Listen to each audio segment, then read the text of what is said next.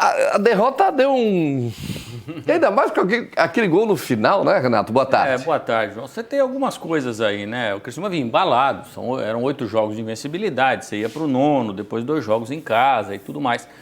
Mas a derrota, o Tencati, ele sabe que a derrota tirou o Criciúma da possibilidade de brigar por acesso. É só olhar a tabela de classificação, a gente vai ver daqui a pouco, que o Criciúma caiu para o 9º lugar. Então, o Criciúma vinha crescendo na tabela, começou essa rodada em 7º, a 3 pontos do Vasco da Gama. Você olha para o Vasco da Gama e você tem uma distância de 6 pontos. Daqui a pouco eu vou explicar essa questão dos pontos aí, porque não são só os 6 pontos que separam Criciúma e Vasco. Porque se o Criciúma fosse 5º e o Vasco fosse 4º, era um cenário. Mas depois a gente vai mostrar a tabela aqui e explicar. A questão é o jogo de ontem. Criciúma fez um primeiro tempo de igual para igual com o seu adversário, como fez com o Brusque, né, dando uma bola para o adversário e se defendendo muito bem, bloqueando o adversário muito bem, para no segundo tempo o Criciúma conseguir espaços, que é normal, o time da casa ainda mais precisando do resultado como estava o Vila Nova, com 38 pontos ameaçado pelo rebaixamento, seria normal que o Vila Nova viesse para o campo ofensivo e oferecesse espaços ao Criciúma. Essa aí foi a única finalização do primeiro tempo, dos dois lados, tanto o Criciúma quanto o Vila Nova não produziram absolutamente nada, apenas aquele chute ali do Helder. E no segundo tempo, quando se esperava o Vila Nova abrindo, dando espaço e o Criciúma contra-atacando, a gente não viu isso. A gente viu o Vila Nova tomando conta do jogo, o Criciúma sem saída, aí o Gustavo fazendo uma defesa, uma bela defesa. O Vila Nova tomou conta do jogo, foi martelando, o Gustavo foi defendendo, foi o melhor jogador do Criciúma em campo mais uma vez, assim como for em Brusque. E aí o lance do pênalti, que foi bastante confuso, a marcação.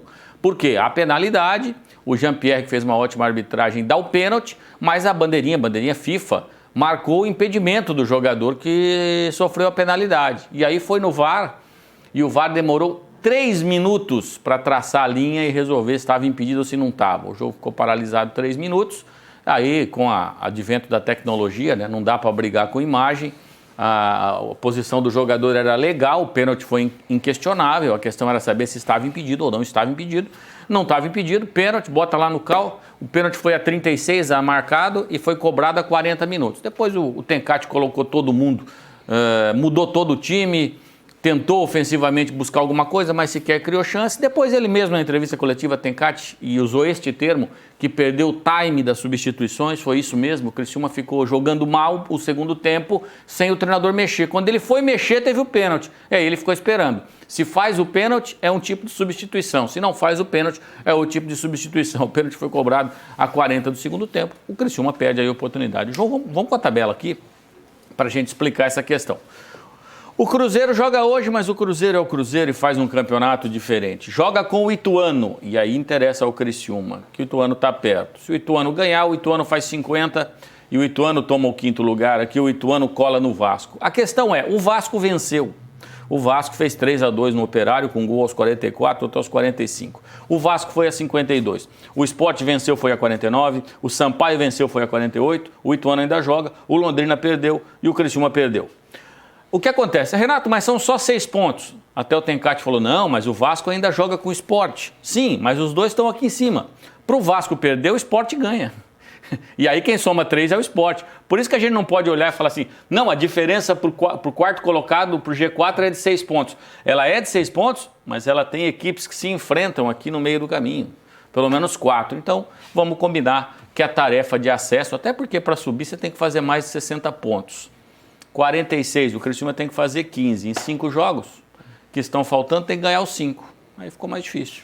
É simples Complicou assim. muito a situação. É simples assim. Mas não dá tempo para esperar, João, porque tem uma outra disputa que na segunda-feira eu vou trazer aqui com detalhes atualizado o ranking nacional de clubes, que é um colega lá de Pernambuco que faz.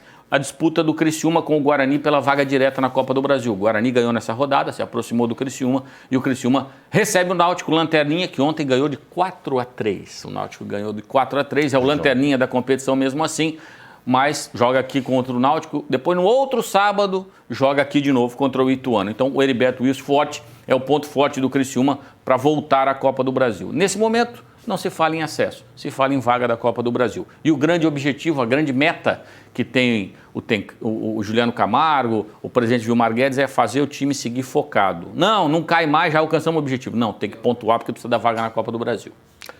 Obrigado, Renato. Até abraço. mais.